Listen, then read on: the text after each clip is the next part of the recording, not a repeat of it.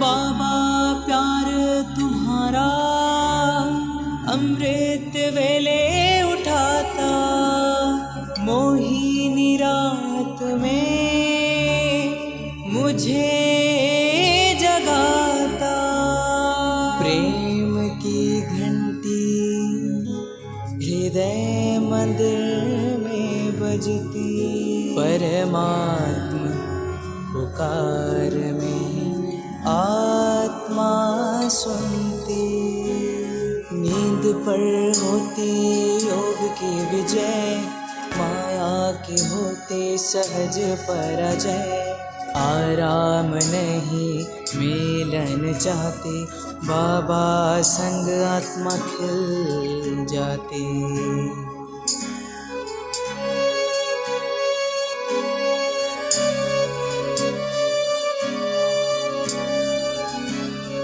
अपने कहा रात को अलविदा, परवाना हुआ क्षमा पे फिदा।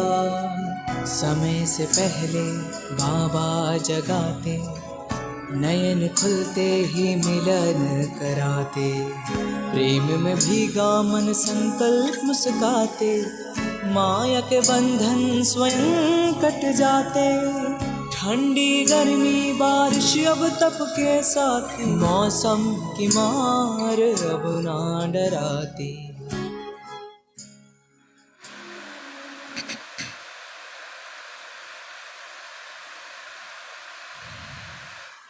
ஓம் சாந்தி.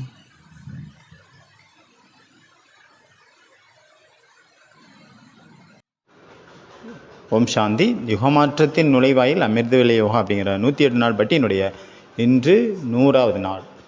இன்றைக்கி நம்ம ஒரு இங்கிலீஷ் கவிதை பார்க்கலாம். 13வது நூற்றாண்டினுடைய ஒரு ஆன்மீகவாதி மற்றும் பாடல் ஆசிரியரான ரூமி அவருடைய ஒரு கவிதை. There is the hidden sweetness in the stomach's emptiness. We are luts, no more, no less, if the sound box is stuffed full of anything.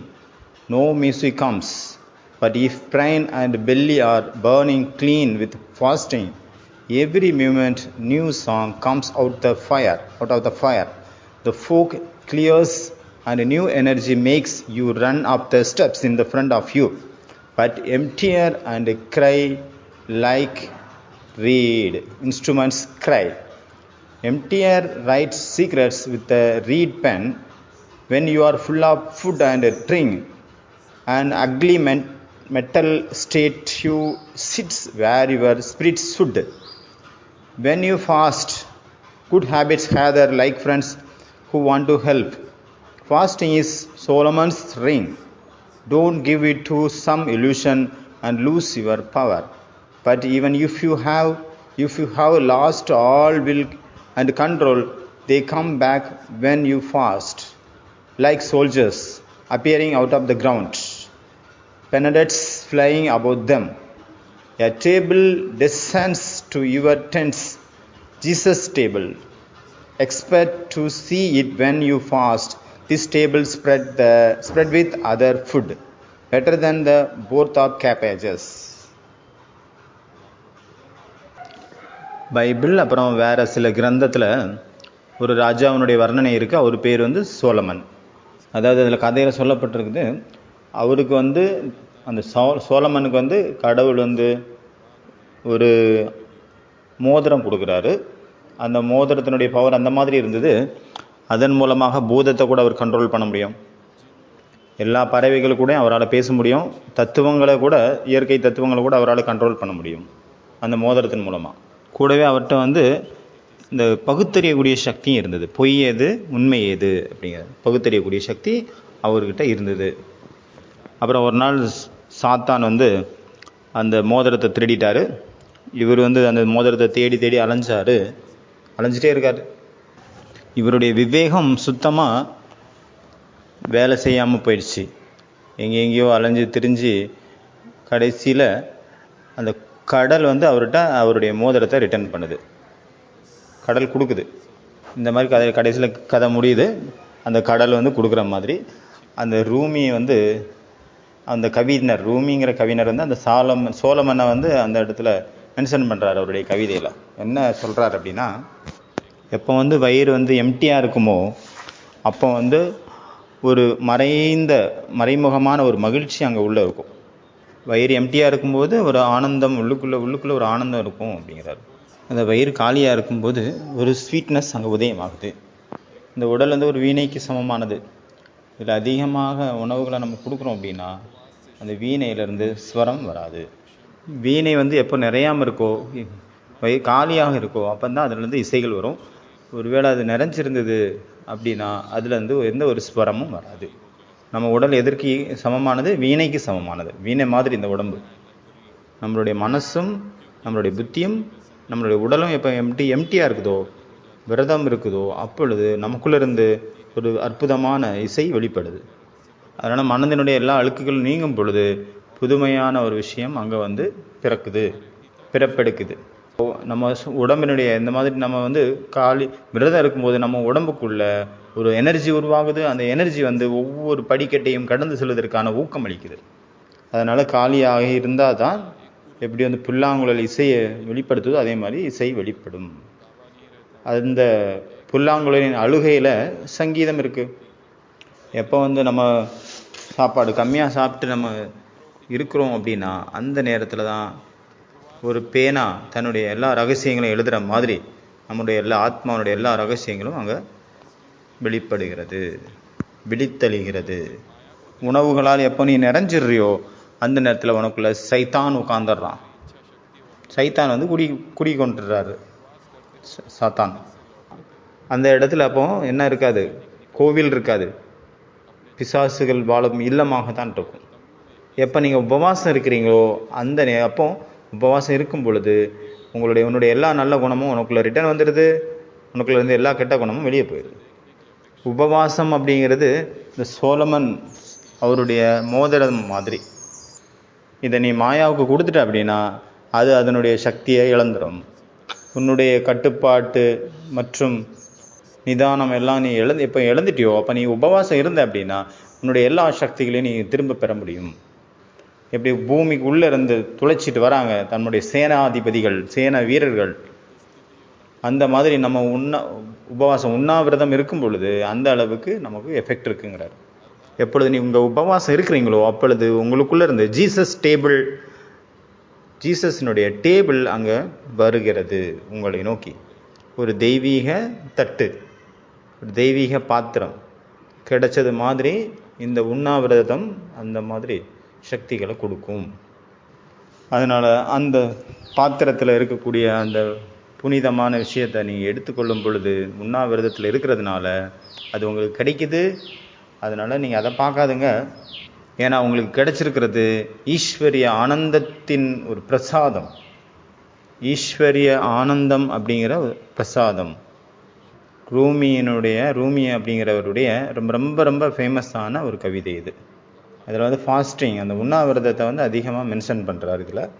அதன் மூலமாக என்னெல்லாம் கிடைக்கும் அப்படிங்கிற மாதிரி டயட் இருக்கிறது எவ்வளோ முக்கியங்கிறதையும் சொல்கிறார்.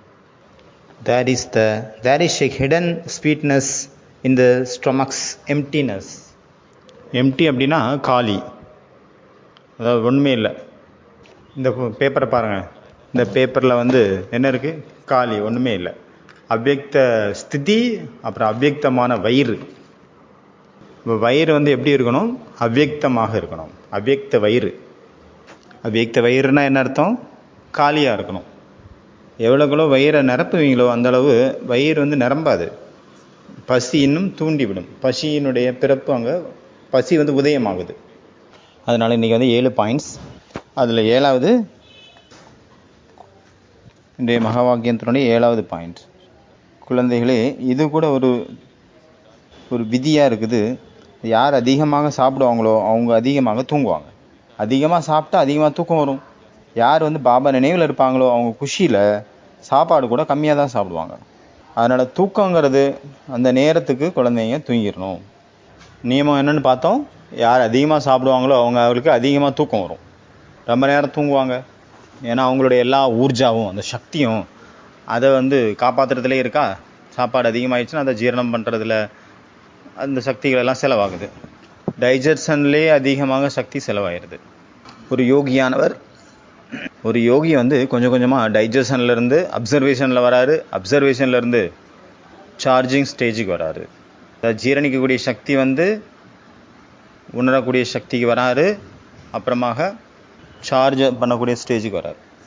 நமக்கு உடம்புக்கு வந்து கொஞ்சமாக சாப்பிட்டா போதும். நம்ம அதை விட அதிகமாக நம்ம போடுறோம் அப்படின்னா அது வந்து நமக்குள்ள வியாதியை தான் உற்பத்தி பண்ணும். அதனால் இன்றைக்கி 7வது பாயிண்ட் வந்து, குழந்தைகளே, இது கூட ஒரு நியமம். ஜாஸ்தியாக சாப்பிட்றவங்களுக்கு ஜாஸ்தியாக தூக்கம் வரும். நினைவில் இருந்தீங்க அப்படின்னா குஷி அதிகமாகும். குஷியில் உங்கள் சாப்பாடு கூட கொஞ்சமாக தான் சாப்பிடுவீங்க. அதனால் தூக்கத்தில் குழந்தைங்க வந்து டைமுக்கு தூங்கிட வேண்டும். குழந்தைங்க டைமுக்கு தூங்கணும் அப்படிங்கிறாரு. இன்னைக்கு 7வது பாயிண்ட்டு. ரொம்ப மேலேயும் இருக்கக்கூடாது, அது ரொம்ப கீழே இருக்கக்கூடாது, பார்டர் நடுவில் இருக்கணும். அதனால் அதிகமான சாப்பாடு சாப்பிட்றோம் அப்படின்னா அது வந்து உடம்பை வந்து சுமையை ஏற்றுது. நிறைய விஷயங்கள் அங்கே நடந்துருது. ஏன்னா நம்மளுடைய விழிப்புணர்வு நிலை வந்து கம்மியாகி போயிடுது. நம்மளுடைய சுறுசுறுப்பு இல்லாமல் போயிடுது. நம்ம வந்து திங்க் பண்ணக்கூடிய சக்தியை கொஞ்சம் கொஞ்சமாக இழக்க ஆரம்பிச்சிடுறோம். யார் வந்து கம்மியான உணவு எடுத்துக்கிறாங்களோ அவங்களுடைய மனசு எப்போவுமே தெளிவாக இருக்குது. அவங்களுடைய புத்தி எப்போவுமே நிர்ணயம் கரெக்டாக பண்ணுது, விழிப்புணர்வோடு இருக்குது. லங்கனம் பரமௌஸ்ததம். அப்புறம் இந்த உலகத்தில் பார்த்திங்கன்னா பறவைகள், மிருகங்கள் எல்லாமே அவங்க உடம்பு சரியில்லைன்னா என்ன பண்ணுதுங்க, அவங்க சாப்பிடவே மாட்டாங்க. சாப்பாடாக அங்கே கட் பண்ணிடுறாங்க. அவங்க சாப்பிட்றதும் கிடையாது, குடிக்கிறதும் கிடையாது. ஏன்னா சரீரத்தில் வந்து உடம்புல வந்து தன்னைத்தானே ஹீல் பண்ணுறதுக்கான பவர் இருக்குது. செல்ஃப் ஹீலிங் அப்படிங்கிற எனர்ஜி அங்கே இருக்குது. செல்ஃப் ஹீலிங்க்கான எனர்ஜி உடம்புக்குள்ளேயே. அதுக்கு வெளியிலேருந்து லிங்க்கு தேவை இருக்குது. நம்ம அதுக்குள்ளே சாப்பாடை போட்டுகிட்டே இருக்கோம் அப்படின்னா அது லிங்க் கனெக்ட் ஆகாது. நம்மளுடைய கான்சன்ட்ரேஷன் பவர் கூட இதனால் அதிகமாகுது. எந்தளவு நம்ம அதிகமாக சாப்பிடுவோமோ அந்தளவு அதிகமாக கான்சன்ட்ரேஷன் கூட அங்கே கம்மியாயிருது. சோம்பேறித்தனம், அலட்சியம் எல்லாமே போயிடுது. ஏன்னா ஊர்ஜா வந்து அங்கே நிறைஞ்சிருக்கு, சக்தி ஃப்ரெஷ்ஷாக இருக்கும். அதனால் எல்லாமே போயிடுது. இந்த கம்மியாக சாப்பிட்றதுனால, எம்டியாக ஸ்டொமக்கை வச்சுருக்கிறதுனால தனக்குத்தானே அது தானாகவே தூக்கத்தினுடைய அளவு கம்மியாக ஆரம்பிக்குது. எப்போவுமே அந்த விழிப்பான ஒரு நிலை வந்து நிலவுது. நம்ம எவ்வளோ சாப்பிட்றோமோ அதை பொறுத்து எமோஷன்ஸ் கூட நம்ம டிஃப்ரெண்ட் ஆகுது. அதிகமாக சாப்பிடும்போது எமோஷன்ஸ் கண்ட்ரோல் இல்லாமல் போகுது. குறைவாக சாப்பிடும்போது எமோஷன்ஸ் நம்மளுடைய கண்ட்ரோலில் இருக்குது. உணர்ச்சிகள் நமக்குள்ளே இருந்த அந்த காமம், கோபத்தினுடைய உணர்வு வேகமாக வெளியே வருது, அப்புறம் போயிடுது. அதிகமாக சாப்பிடும்போது அதை வந்து வெளியில் போக விட மாட்டேங்குது. அந்த விகாரத்தை, அந்த உணவானது, அதிகப்படியான உணவு, அதனால் அது அழியிறதே இல்லை, போகிறதும் இல்லை. பசி யார் வந்து நாக்கை வின் பண்ணிட்டாங்களோ அவங்க படிப்படியாக எல்லா இந்திரியங்களையும் வின் பண்ணிடுவாங்க. இந்த நாக்கு அப்படிங்கிற அந்த இந்திரியம் மட்டும் ஜெயிச்சாலே போதும். நாவை வென்றவர் உலகத்தை வென்றுவிடலாம். எப்படி வந்து வாய்க்காக பாபா சொல்கிறாங்க, மௌனம் ரொம்ப முக்கியம். வீணான பேச்சு அப்படிங்கிறது செலவு அப்படின்னா மௌனம் அப்படிங்கிறது வரவு. அதனால் நம்ம ஃபாஸ்டிங் இருக்கிறோம், உண்ணாவிரதம் இருக்கிறோம் அப்படின்னா அது கூட ஒரு நல்ல சிக்கனம் அப்படிங்கிறது, சிக்கனம் மாதிரி சிக்கனப்படுத்தியாச்சு. நம்ம சாப்பாடு கொடுத்துட்டே இருக்கிறோம் அப்படின்னா அந்த மூளையில் வந்து பிளாக்கேஜ் ஆகுது. சாப்பிட்டுட்டே இருக்கிறாங்க, பார்க்குறதெல்லாம் சாப்பிட்டுட்டு இருக்காங்க. ஏன்னா அடிமையாயிட்டாங்க இந்த சாப்பாட்டுக்கு, நாக்குக்கு. எல்லாத்த விட பெரிய அடிக்ஷன், அதாவது அடிமைத்தனம் அப்படிங்கிறது என்ன அப்படின்னா உப்பு, சால்ட். அப்புறம் அடுத்தது வந்து ஆயில். அப்புறம் அடுத்தது வந்து மசாலா, மிளகா, அரிசி, பருப்பு, கோதுமை, ரவை, சமைப்ப உணவு, நல்ல வறுத்த உணவு, நல்ல எண்ணெயில் பொரிச்ச உணவு, இதெல்லாம் நம்மளை வந்து அடிமையாக்குது. அப்புறம் முக்கியமாக சீனி, வெல்லம், கருப்பட்டி, நோய். அதை நிறைய பேருக்கு பசி இல்லை அப்படின்னா மருந்து கொடுக்குறாங்க, அதுக்கு டேப்லெட் எடுத்துக்கிறாங்க. அப்போ நல்லா அவங்களுக்கு பசிக்கணும் அப்படின்ட்டு. அதனால் பசியை வந்து அடக்கக்கூடாது. பசி கம்மியாக வருது அப்படின்னா அது நல்ல லட்சணம் இல்லை. அதாவது ரொம்ப அதிகமாக பசிக்குது, ரொம்ப கம்மியாக பசிக்குது அப்படின்னா கூட ஒரு வியாதி தான் அது நார்மல் கிடையாது. ஆனால் யோகியானவர் அது எல்லாத்தையுமே கடந்து போயிடுறாரு. அவங்களுக்கு எந்த ஒரு உணவு மேலேயும் வெறுப்பும் இல்லை, அன்பும் இல்லை, எல்லாத்தையும் அவங்க கடந்து போயிடுறாங்க. அவங்க எப்போவுமே தபஸ்யாவில் இருக்காங்க. நிறைய தபஸ்யா பண்ணுறோம், ஆனால் அங்கே அன்பே இல்லை அப்படின்னா அது எந்த ஒரு பிரயோஜனமும் இல்லை. தபஸ்யாங்கிறது அன்பு என்ற கருவுக்குள்ளேருந்து உதயமாகணும். நம்ம எல்லாத்தையுமே பார்த்தாச்சு, இது வந்து வேஸ்ட், அப்புறம் எதுக்கு? அதனால் தபஸ்யாங்கிறது ஒழுக்கம்தான் தபஸ்யா. ஒரு ஸ்பீக்கர் வந்து எல்லாத்திட்டையும் கேட்குறாரு, அவருடைய ஸ்பீச் பண்ணிட்டு இருக்கும்போது கேட்குறாரு. இப்போ உங்களுடைய கார் வந்து ரிப்பேர் ஆகிடுச்சுன்னா என்ன பண்ணுவீங்க? சரி பண்ணுவீங்க. இப்போ உங்களுடைய மோட்டார் ஏதாவது ரிப்பேர் ஆகிடுச்சு அப்படின்னா, வீடு சரியில்லை அப்படின்னா அதை ரிப்பேர் பண்ணுவோம். ஆனால் உங்களுடைய வாழ்க்கையே இப்போ ரிப்பேரில் இருக்குது. ஆனால் என்ன பண்ணுறீங்க? மனசு கெட்டு போயிட்டுருக்கு. ஆனால் என்ன பண்ணிகிட்ருக்கீங்க? நீங்கள் ஒன்றுமே பண்ணல. அதனால் அதனுடைய டயக்னோஸ் பண்ணுங்கள். எந்த ஸ்க்ரூ வந்து லூஸாக இருக்குது, எந்த ஸ்க்ரூ டைட்டாக இருக்குது, ஓவர் டைட்டாக இருக்குது, எந்த ஸ்க்ரூ துருப்பிடிச்சு போயிருக்கு, அதை வந்து டயக்னோஸ் பண்ணுங்கள், கண்டுபிடிங்க. உடம்பு சரியில்லைன்னா என்ன பண்ணுறீங்க? நிறைய மாத்திரை மருந்துகளை போடுறீங்க. இல்லை, முதல்ல இதை யோசிக்கணும். எனக்கு வியாதி எப்படி வந்தது? கண்டிப்பாக நீங்கள் ஏதோ இயற்கைக்கு புறம்பான விஷயத்தில் ஈடுபட்டிருக்கீங்க. அதனால தான் நோய் வந்திருக்கு. ஏதோ ஒரு பேலன்ஸ் வந்து இம்பேலன்ஸ் ஆயிடுச்சு. அதனால தான் இந்த மாதிரி ஆயிருக்கு. அதனால் 31 7 வரைக்கும், அதாவது பட்டியினுடைய கடைசி 108 நாள் இருக்கு இல்லையா, 101வது நாள்லேருந்து 108வது நாள் வரைக்கும், இல்லை 102வது நாள்லேருந்து 108வது நாள் வரைக்கும் நம்ம 100வது நாளில் வந்து சேர்ந்துட்டோம். செஞ்சுரி ஆயிடுச்சு, 100 ஆயிடுச்சு. அன்றைக்கி சிஆர்பிஎஸ் அப்படிங்கிற விஷயத்தை பற்றி அன்றைக்கி சொல்லியிருந்தேன். அதாவது பலஹார், வெறும் பழம் மட்டும் சாப்பிட்றது தான் பெஸ்ட்டு. வெறும் பழம் மட்டும், வேறு எதுவுமே கிடையாது சாப்பாடு. 2.5 மணி நேரத்துக்கு இல்லை 1 மணி நேரத்துக்கு இடையிடையாக பழம் சாப்பிட்டுட்டே இருங்க, தண்ணி குடிங்க. எப்பப்பெல்லாம் பசிக்குதோ அப்போல்லாம் பழம் சாப்பிடுங்க. யாராவது வந்து ஒரு நாளாவது பண்ணுறாங்க அப்படின்னா அவங்களுடைய சிந்தனைகள் பார்த்திங்கன்னா அந்த நெகட்டிவ் எல்லாம் இருக்கும்ல, அது அப்படியெல்லாம் தூரமாக போயிடும் பாருங்கள். அப்போ அந்த சைத்தன்யத்தன்மை உள்ள வெளியே எல்லாமே நமக்கு தெளிவாக தெரியும். நமக்குள்ளே நிறைய சாப்பாடு இருக்கிறதுனால நமக்கு உள்ளுக்குள்ளே வெளியில் என்ன இருக்குது அப்படிங்கிறத நம்ம உணர முடியறதில்ல. தபஸ்யா அப்படிங்கிறது தேகத்தை கடந்த நிலை தான் தபஸ்யா. இந்த ஃபல் ஆகார், பழங்களை மட்டும் சாப்பிட்றது வந்து ரொம்ப நல்ல ஒரு விஷயம், நல்ல ஒரு தபஸ்யா.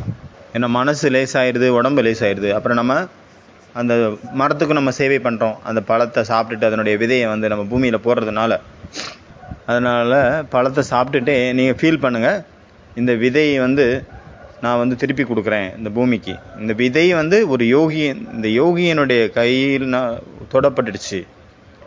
இந்த விதைக்கு மேலே யோகியினுடைய கை பட்டுடுச்சு. இப்போ வந்து இந்த விதை சாதாரண விதை அல்ல. ஒரு யோகி இதை டச் பண்ணியிருக்கார் அப்படின்னா இந்த விதையானது எப்போ பூமியில் போகுமோ அப்போ அதன் இனிமையான கனிகளை கொடுக்கும், நிறைய கனிகளை கொடுக்கும். நம்ம பழங்களை சாப்பிட்றோம் அப்படின்னா பழங்கள் என்ன சொல்லுது? நீ சாப்பிடு, என்ன பழத்தை சாப்பிட்டுக்கோ, ஆனால் விதையை எனக்கு ரிட்டர்ன் கொடு. விதையை வந்து மீண்டும் முளைக்குது, மீண்டும் அது மரத்தை கொடுக்குது, இனிமையான சுவை நிறைந்த அதிகமான பழங்களை மீண்டும் கொடுக்குது மரமாக மாறி. அதனால் ஒவ்வொரு பழத்துலேயும் சூரியனுடைய சக்தி அதில் நிறைஞ்சிருக்குது, காற்றினுடைய சக்தி நிறைஞ்சிருக்கு, பூமியினுடைய சக்தியும் நிறைஞ்சிருக்கு. அதனால் அந்த பழங்களை சாப்பிட இந்த விகாரங்கள்,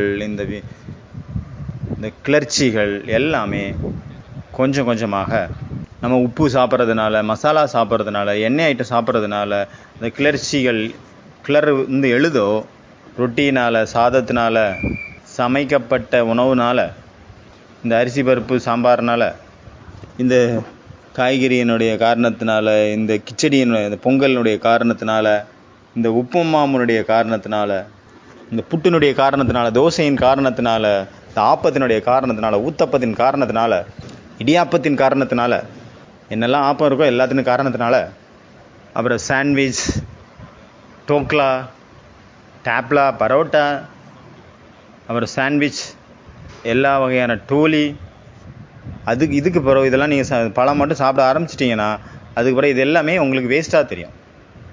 இதில் ஒன்றுமே இல்லை, இது வீணான விஷயம் அப்படின்னு தோணும். இந்த பூமிக்கு கீழே விளையக்கூடிய கேரட்டு, பீன்ஸு, உருளைக்கிழங்கு எல்லாமே சூரியனுடைய வெளிச்சமே இல்லாத இடத்துலேருந்து வருது அந்த பொருட்களெல்லாம். அதனால் பழத்தினுடைய ஐட்டங்கள் மட்டும் எடுக்கும்போது கொஞ்சம் கொஞ்சமாக மனசு சுத்தமாகும், உடலும் வந்து சுத்தமாகுது. அப்போ அங்கே விகாரங்கள், காமத்தின் உணர்வுகள் எல்லாம் அங்கே இல்லாமலே போயிடும். நிர்விகாரமான மனநிலை, அதாவது சத்தியுகத்தினுடைய சமஸ்காரத்தை நீங்கள் இங்கேயே பார்க்கலாம். பாபா என்ன சொல்கிறாரு? தேவதையினுடைய ரூபத்தை எங்கே பண்ணணும்? இங்கே அனுபவம் பண்ணணும். இப்பொழுது பழத்தினுடைய ஆகாரம் அப்படிங்கிறது தேவா ஆகாரம், தேவர்களுடைய ஆகாரம். அடுத்தது ரெண்டாவது, இது ஃபஸ்ட்டு பார்த்தோமா, ரெண்டாவது வந்து ரஸ் ஆகார், ஜூஸ் மட்டும் குடிக்கக்கூடிய உணவு முறை. ஜூஸ் மட்டுமே குடிக்கணும் அப்படிங்கிற ஒரு விரதம். அதை இந்த ஒரு உணவு முறை யாரால் ஃபாலோ பண்ண முடியுமோ அவங்களுக்கு வந்து சக்திகளால் நிறைஞ்சிருவாங்க. ஏன்னா இது லாஸ்ட்டு ஸ்டேஜ், 4வது ஸ்டேஜ். 3வது இது வந்து கொஞ்சம் கஷ்டம்.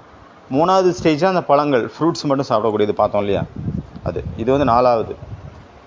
இதில் வந்து நம்ம கடிக்க வேண்டிய வேலையே வராது, பல்லுக்கு வேலையை கொடுக்க வேண்டிய அவசியம் இல்லை. இதில் வந்து நமக்கு சிலிண்டரே தேவையில்லை. சிலிண்டரை நீங்கள் எடுத்துடலாம், எடுத்து தூக்கி வீசிடுங்க, அவசியமே இல்லை. ஃபயர்லெஸ் கிச்சனாக மாறிடும். அதாவது இந்த ரா ஐட்டம்ஸ், இது 2வது ஸ்டேஜ். காய்கறிகள், பச்சை காய்கறிகள், அதாவது சமைக்காத உணவு.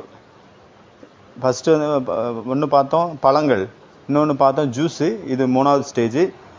இது வந்து வெறும் பச்சை காய்கறிகள், பல வகை பழங்கள், கீரைகள் எல்லாத்தையும் அதாவது சமைக்காமல் சாப்பிட்றது. மூளை கட்டிய தானியங்கள், அது ராவ் மெட்டீரியல் அப்படின்னு சொல்லுவாங்கள்ல. அப்புறம் இந்த விஷயங்கள்லாம் யாரும் இது வரைக்கும் பண்ணதே இல்லையோ, விரதம் அப்படின்னு ஒன்று இருந்ததே இல்லையோ, யாருக்கு நான் இப்போ சொன்ன விஷயங்கள் எல்லாம் பயங்கரமாக இருக்கோ, சுமையாக இருக்கோ, ஓடிடலான்னு தோணுதோ, இது நம்மளால் முடியுமா, எங்கே நடக்கும் அப்படின்னு யாருக்கு தோணுதோ, சுத்தியில் வச்சு அடிக்கிற மாதிரி இருக்குன்னா அவங்களுக்காக ஒரே ஒரு நேரம், ஒரு நாளையில் ஒரு நேரம் மட்டும் சமைக்கப்பட்ட உணவு சாப்பிட்லாம். ஒரு நேரம் நல்ல வயிறு நிறைச்சி சாப்பிடுங்க மத்தியான நேரத்தில், பிரம்மா போஜன். அப்புறமா மற்ற நேரத்தில் ஃப்ரூட்ஸ் சாப்பிடுங்க. இது கொஞ்சம் ஈஸியாக இருக்கும். இது வந்து பிகினர்ஸுக்காக, புதுசாக பண்ணுறவங்களுக்காக இது வந்து ஈஸி தான். இதை நீங்கள் செய்யலாம். ஏதோ ஒரு விதத்தில் நீங்கள் ஸ்டார்ட் பண்ணணும் இல்லையா, அதுக்காக இந்த மெத்தடு. 24 மணி நேரம் உபவாசம் இருக்கணும் அப்படின்னு என்ன சொல்லுவாங்க, ஃபஸ்ட்டு 1 மணி நேரம் இருங்க. ஒரு நாளைக்கு 1 மணி நேரம் உபவாசம், அடுத்த நாளைக்கு 2 மணி நேரம் உபவாசம். கொஞ்சம் கொஞ்சமாக அதிகப்படுத்துங்க. 3வது நாள் 3 மணி நேரம், வெறும் 3 மணி நேரம் மட்டும். காலை டிஃபன் சாப்பிட்டாச்சு, அப்புறம் சாப்பாடு வரைக்கும் 3 மணி நேரம் இருக்குமா, இல்லை 4 மணி நேரம் இருக்கும். அது நடுவில் எதுவுமே சாப்பிடாதுங்க. ஏன்னா நிறைய பேர் வந்து க்ரீன் டீ சாப்பிட்றாங்க, அப்புறம் black tea, tea, normal tea, coffee. எவ்வளோ பயங்கரமான அடிக்ஷன் பாருங்கள், அடிமைத்தனம். அடிமையாக இருந்திருக்கோம், எல்லாத்துக்கும் அடிமையாக இருக்கிறோம். நம்ம சாப்பிட்டுட்டே இருக்கிறோம். பாபா வந்து என்ன சொன்னார், எவ்வளோ அதிகமாக சாப்பிடுவீங்களோ அவ்வளோ அதிகமாக தூக்கம். ஆகையினால இவ்வளோ நேரம் நம்ம பார்த்தது வந்து 7வது பாயிண்ட்டுக்கான விஷயங்களை பார்த்தோம். இப்போ அடுத்தது பார்க்கலாம். அடுத்த பாயிண்ட், ஃபஸ்ட்டு பாயிண்ட்டு, அதிகாலையில் எழுவதற்கான பழக்கத்தை கொண்டு வாருங்கள். ஃபஸ்ட்டு பாயிண்ட்டு, இனிமையான குழந்தைகளே, அதிகாலையில் எழுவதற்காக நேரம் வந்து ரொம்ப ரொம்ப நல்லது. அதிகாலை எழுந்திரிச்சிங்கன்னா அதிகாலையில் எழுந்து இங்கே வந்து உட்காந்துருங்க, பாபா நினைவில் உட்காந்துருங்க. அப்புறம் கொஞ்சம் கொஞ்சமாக அது பழக்கமாயிரும், உங்களுடைய நினைவு பக்காவாயிரும். நம்மளுடைய ப்ரோக்ராம் எல்லாமே எங்கே, அந்த மைண்டில் தான் ப்ரோக்ராம் இருக்குது. எல்லாமே பக்காவாக ப்ரோக்ராம் ஆகிடுச்சுன்னா அது தானாகவே எல்லாமே வேலை செய்ய ஆரம்பிச்சிடும். நம்ம என்னென்னு ப்ரோக்ராம் பண்ணி வச்சுருக்கோம், நான் இது பண்ணேன்னா அப்படி ஆயிரும், இப்படி பண்ணலைன்னா அப்புறம் அப்படி ஆயிரும், அப்படிங்கிற மாதிரி ப்ரோக்ராம் பண்ணி வச்சுருக்கோம். நம்ம இந்த மாதிரி ப்ரோக்ராம் பண்ணி வச்சுருக்குறோம். அதனால் அந்த மாதிரி தான் அது இயங்குது, அந்த ப்ரோக்ராமுக்கு ஏற்ற மாதிரி. ஒருவேளை நம்ம இப்படி ப்ரோக்ராம் பண்ணிட்டோம், நான் ஆரோக்கியமானவன், நான் சக்தி மிக்கவன், நான் எதற்கும் களைப்படையாதவன், பயம் இல்லாதவன் அப்படின்னு ப்ரோக்ராம் பண்ணிங்க அப்படின்னா அது அதுக்கேற்ற மாதிரி செயல்படும். அதனால் அந்த உடம்பில் வந்து இயற்கையினுடைய சக்திகள் ஓடிட்டுருக்கு, குளிர் வெப்பம் எல்லாமே. அதனால் எதுவுமே ஆகாது. அதனால் நம்ம இந்த மாதிரி ப்ரோக்ராம் பண்ணணும்.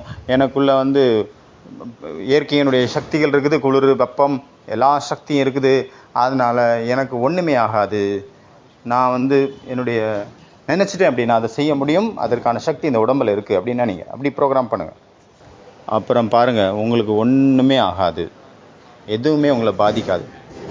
அது பாபா சொல்கிறாங்க, நீங்கள் பார்க்குறீங்க சில குழந்தைங்க அதிகாலையில் அவங்களால எந்திரிக்க முடியல, 10-15 வருஷம் முயற்சி பண்ணுறாங்க, ஆனாலும் கூட அவங்களுக்கு அந்த டைமில் எந்திரிக்க முடியலை. குறைஞ்சதுலேயும் குறைஞ்சது 3 to 4 எந்திரிங்க, 3 மணிலேருந்து 4 மணிக்குள்ளேயாவது எந்திரிங்க. இதை வந்து பல விதத்தில் சொல்லலாம். 3லேருந்து 4 மணிக்கெல்லாவது எந்திரிங்க அப்படிங்கிறது மைல்டு, 3 மணிலேருந்து கொஞ்சம் 4 மணிக்காவது எந்திரிங்க ப்ளீஸ் அப்படிங்கிறது ரிக்வெஸ்ட்டு. 3 மணிலேருந்து 4 மணிக்குள்ளே எந்திரிங்க அப்படின்னு அது ஆர்டரு. பக்தர்கள் கூட அதிகாலையில் எந்திரிச்சு தியானம் பண்ணுறாங்க, ஜபம் பண்ணுறாங்க, ஜாப் பண்ணுறாங்க, ஹனுமானுடைய, சிவனுடைய. அப்போ அதனால் அதிகாலையில் எழுந்து பாபாவை அன்பாக நினைவு பண்ணக்கூடிய பழக்கத்தை பக்காவாக்குங்க. ராத்திரி சீக்கிரமாக தூங்கிடுங்க. அதனால் முயற்சி பண்ணுங்கள், ட்ரை பண்ணுங்கள்.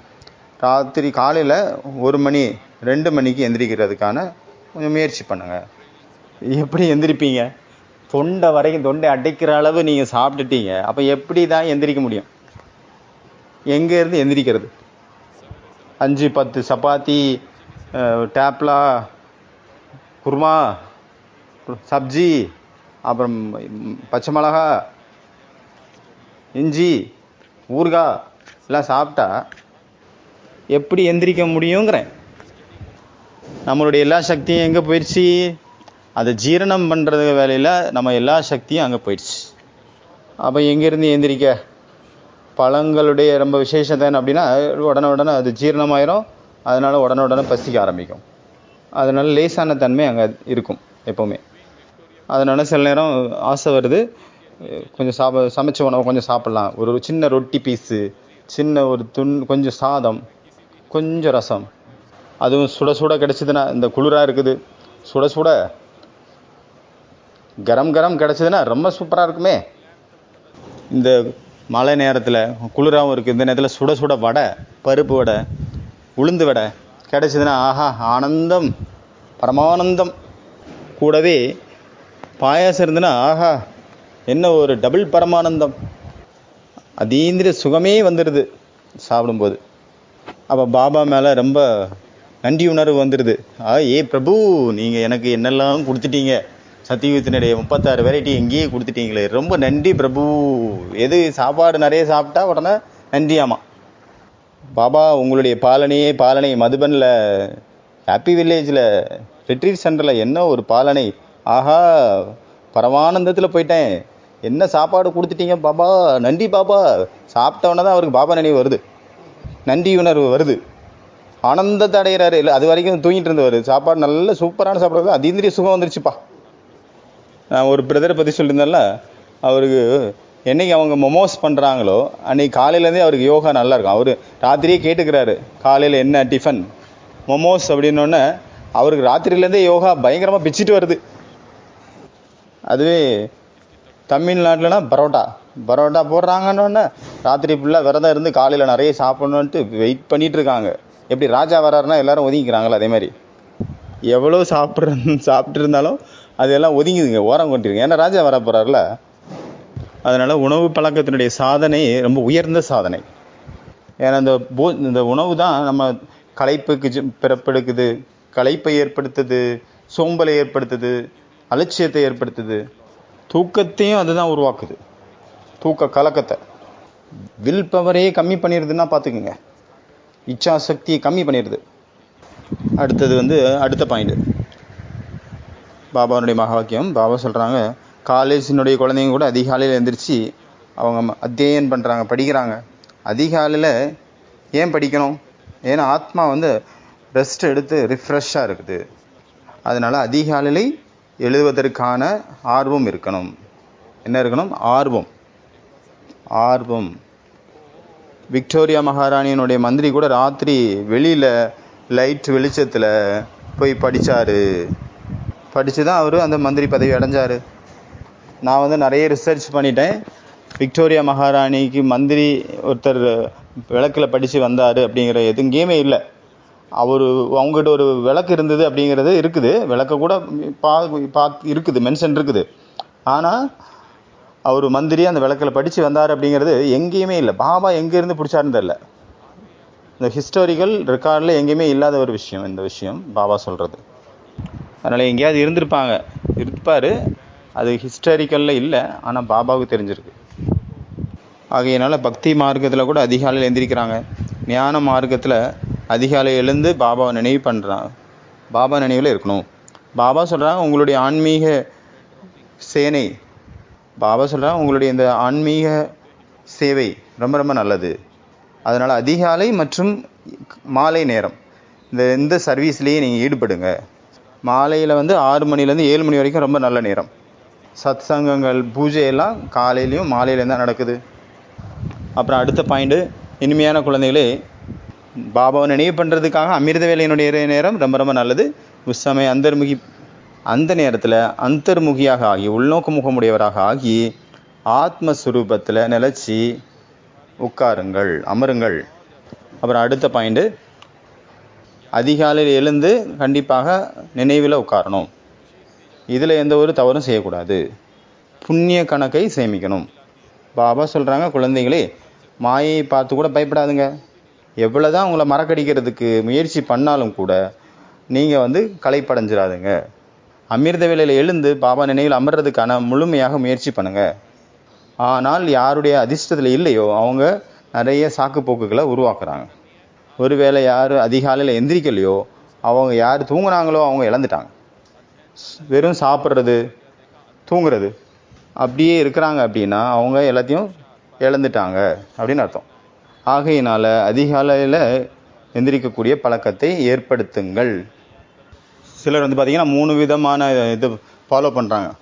கானா, பீனா, சோனா. சாப்பிட்றது, குடிக்கிறது, தூங்குறது. இந்த பரம சாதனையில் தான் நிறைய பேர் இருக்காங்க. சாப்பிட்றது, குடிக்கிறது, தூங்குறது. அடுத்த பாயிண்ட்டு, தூங்குறதுக்கான விதி மற்றும் அதனுடைய பலன். பாபா சொல்கிறாங்க, லட்சுமி நாராயணனுடைய சித்திரத்துக்கு முன்னாடி போய் உட்காந்துருங்க. நீங்கள் ராத்திரி கூட போய் உட்காரலாம். அதுக்கு முன்னாடி பிக்சருக்கு முன்னாடி இந்த லட்சுமி நாராயணனுடைய பிக்சரை பார்த்துட்டே தூங்கிடுங்க. ஓஹோ, பாபா நம்மளை அந்த மாதிரி மாத்துறாரு. ஆஹா, ஓஹோ ஓஹோ, எல்லாரும் ஒரு தடவை சொல்லுங்க. ஓஹோ ஓஹோ ஓஹோ, பாபா நம்மளை அந்த மாதிரி மாத்துறாரு, லட்சுமி நாராயணன் மாதிரி. ஓஹோ. அதனால் நீங்கள் இந்த மாதிரி நீங்கள் பயிற்சி பண்ணி பாருங்கள். அப்போ ரொம்ப மஜாவாக இருக்கும். அப்புறம் காலையில் உங்களுடைய அனுபவத்தை சொல்லுங்கள். அப்புறம் அடுத்த பாயிண்ட்டு, பாபா நிறைய தடவை சொல்லியாச்சு, ராத்திரி நீங்கள் எப்போ தூங்க போகிறீங்களோ அப்போ 1/2 மணி நேரம் பாபாவோட நினைவில் உட்காருங்க. குறைஞ்சதுலேயும் குறைஞ்சது 1/2 மணி நேரம் பாபா நினைவில் உட்காருங்க. அப்புறமா அதிகாலையில் எழுந்திரிச்சு நீங்கள் யோகா பண்ணுறீங்க அப்படின்னா அந்த ஸ்டேஜ் நல்லாயிருக்கும். ராத்திரி பாபா நினைவில் உட்கார்றதுக்கான பயிற்சியை நீங்கள் ஒரு நியமமாக ஆக்கிட்டீங்க அப்படின்னா அது ரொம்ப நல்ல உதவிகரமாக இருக்கும். யார் யோகாவில் இருக்காங்களோ, பாபா நினைவில் இருக்காங்களோ அவங்களுக்கு பாபா ஹெல்ப் பண்ணுறாரு. அவங்க தானாகவே அவங்க கண்ணு திறந்துடும். இல்லைனா அவங்களுடைய கட்டில் சேக்காகும் தானாகவே. யாரோ கட்டில் ஆட்டுற மாதிரி தோணும். இந்த மாதிரி நிறைய அனுபவங்கள் நீங்களும் கேள்விப்பட்டிருப்பீங்க. பாபா சொல்கிறாங்க, நிறைய பேர் எழுதுகிறாங்க. இந்த மாதிரி பாபா நிறைய பேரை எழுப்புறாரு. ராத்திரி பாபா நினைவில் நீங்கள் தூங்கியிருந்தீங்க அப்படின்னா பாபா காலையில் உங்கள் கட்டில் ஆட்டுவார், தூக்கத்துலேருந்து எழுப்புறதுக்காக. இந்த மாதிரி நிறைய பேர் அனுபவங்கள் எழுதுகிறாங்க. ஹிம்மத்தை பச்சை மதத்தை பாப்பு. யார் தைரியம் இருக்கோ அவங்களுக்கு, குழந்தைங்களுக்கு, அவங்களுக்கு பாப்பா ஹெல்ப் பண்ணுவார். அதனால் உங்கள் மேலே நீங்கள் அட்டென்ஷன் வைங்க. இல்லைக்கு அப்பாற்பட்ட அப்பா எவ்வளோ கருணை காட்டுறாரு. அதனால் பாபாவுடைய உதவியை நீங்கள் அனுபவம் செய்யணும் அப்படின்னா மோஸ்ட் பிலவ்டு பாபாவை ரொம்ப அன்பாக நினைவு பண்ணணும். ரொம்ப ரொம்ப அன்பாக நினைவு பண்ணணும். அடுத்தது கடைசி பாயிண்ட், இதுதான் நம்ம முதல்ல பார்த்தோம். குழந்தைகளே, இது கூட ஒரு நியமம். அதிகமாக சாப்பிட்டோம் அப்படின்னா, ஜாஸ்தியாக சாப்பிட்டீங்க அப்படின்னா ஜாஸ்தியாக தூக்கம் வரும். ஆனால் யார் நினைவில் இருக்காங்களோ அவங்க அந்த குஷியின் காரணத்தினால சாப்பாடு கூட கம்மியாக தான் சாப்பிடுவாங்க. கூடவே தூக்கத்தையும் கரெக்ட் டைமுக்கு தூங்கிடணும் அப்படிங்கிறார் பாபா. தூக்கம் பெண்டிங் இருந்தால் கூட அது யோகத்தில் அது எஃபெக்ட் பண்ணும். யோகா பண்ண விடாது. யோகா பண்ணுற நேரத்தில் தூக்கம் வந்துடும். தூக்கத்தை பெண்டிங்கில் வச்சுருந்தீங்க அப்படின்னா. ஆகையினால கரெக்ட் டைமுக்கு தூங்கிடுங்க அப்படிங்கிறார் பாபா. எவ்வளோ தேவையோ உடம்புக்கு அவ்வளோ நேரம் தூங்குங்க. அதனால் யாருக்கு உடம்புல நிறைய வியாதி இருக்கோ அவங்க இந்த விஷயத்தில் நிறைய கவனம் கொடுக்கணும், கம்மியாக சாப்பிட்றதுல. யாருக்கு வியாதி இருக்கோ அவங்க நிறைய அட்டென்ஷன் கொடுக்கணும். வீட்டில் அம்மா இருக்காங்க அப்படின்னா என்ன பண்ணுறாங்க, குழந்தைங்களுக்கே கொடுத்துட்றாங்க எல்லாத்தையும். ஆனால் தான் கம்மியாக தான் சாப்பிட்றாங்க. சில நேரம் சாப்பிடாமலே இருப்பாங்க. அது நமக்கு தெரியவே செய்யாது. எதனால், மற்றவங்களுக்கு கொடுக்கறதுனால. அதனால் அவங்க சாப்பிட்றதில்ல. ஏன்னா அவங்களுக்கு குஷி எல்லை மீறி இருக்குது. அதனால் நம்ம இன்றைக்கி 7 விஷயங்களை பார்த்தோம்.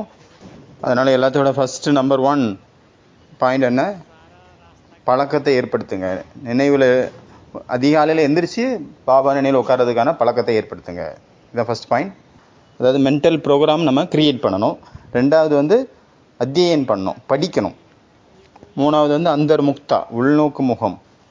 4வது புருஷார்த்தம், முயற்சி. 5வது தரிசனம், உள்ளுக்குள்ளே பார்க்கணும். ஓஹோ, நம்ம அந்த மாதிரி ஆக போகிறோம். அடுத்து 6வது பாயிண்ட் என்ன பார்த்தோம், நினைவு. ராத்திரி தூங்குறதுக்கு முன்னாடி பாபா நினைவில் அரை மணி நேரம் தூங்கி இப்போ யோகா பண்ணிவிட்டு அப்புறமா தூங்கணும். அப்போ காலையில் பாபாவே தானாகவே உங்களை கட்டில் ஆட்டுவார். நீங்கள் தூங்கிட்டு இருந்தீங்க அப்படின்னா மிருத வேலைக்கு முன்னாடியே கட்டில் ஷேக் பண்ணி உங்களை எழுப்பி விட்டுருவார்.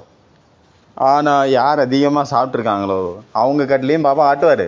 ஆனால் அவங்க அதிகமாக சாப்பிட்டு மயக்கத்தில் இருக்கனால அவங்க மறுபடியும் தூங்கிடுவாங்க. 7வது பாயிண்ட் என்ன, கம்மியாக சாப்பிடணும். நாக்குனால் அதிகமாக சாப்பிட்றாங்க. அப்புறம் தன்னுடைய பற்கள்னாலே தன்னுடைய இடுகாடை தோன்றுறாரு. கேட்டுதா அவங்களுக்கெல்லாம் சொன்னது கேட்டுதா? கடுமையாக மழை காற்று அடிச்சுட்டு இருக்கிறனால, மழை பெய்யுது காற்று அடிக்கிறனால உங்களுக்கு ஒன்றுமே அதிலே மூழ்கிட்டீங்களா? ஒன்றும் கேட்கலையா? அதாவது மனிதர்கள் தங்களுடைய பற்கள் மூலமாக அவங்கள புதைக்கிறதுக்கு அவங்களே குழி பறிச்சுக்கிறாங்க. அதனால் இந்த உண்ணா நோன்பு நம்ம உண்ணா விரதத்தை 3 மணி நேரத்துலேருந்து 3 மணி நேரத்துக்கு பார்த்தோம். அப்புறம் 5 மணி நேரம் ஆக்குங்க. அப்புறம் ஒரு நாளைக்கு ஃபுல்லாக இது பண்ணுங்கள், விரதம் பண்ணுங்க. பசிக்குது, எப்போல்லாம் உங்களுக்கு பசிக்குதோ அப்போல்லாம் ஆப்பிள் சாப்பிடுங்க. ஆப்பிள் அதிகமாக சாப்பிட முடியாது. எவ்வளோ சாப்பிடுவீங்க? 5, 10, 1, 2க்கு மேலே சாப்பிட முடியாது. ஏன்னா அது கொஞ்ச நேரத்திற்கான ஒரு நெருப்பு, ஃபயர். அது தானாகவே அப்புறம் சாந்தமாயிரும். அதுக்காக ஒரு ஆப்பிள் இல்லை 2 ஆப்பிள், அப்புறம் ஆரஞ்சு சாப்பிடுங்க, சாத்துக்குடி சாப்பிடுங்க. எதையாவது சாப்பிட்டுட்டே இருங்க. ஆனால் பழங்களை மட்டும்தான் சாப்பிடணும். சாப்பிட்டுட்டே இருங்க, ஆனால் பழம் மட்டும் சாப்பிடுங்க, வேறு எதையும் சாப்பிட்றாதுங்க. பழத்தில் இயற்கையினுடைய சக்திகள் நிறைஞ்சிருக்கு. இந்த பழத்தை சாப்பிடும்போது நம்ம அந்த மரத்து கூட கனெக்ட் ஆகிடுறோம். சூரியனோட நம்ம சேர்ந்துடுறோம். பிராண சக்தியோடு நம்ம கனெக்ட் ஆகிடுறோம். சரீரம் சுத்தமாக ஆரம்பிச்சிருது. அச்சா, ஓம் சாந்தி.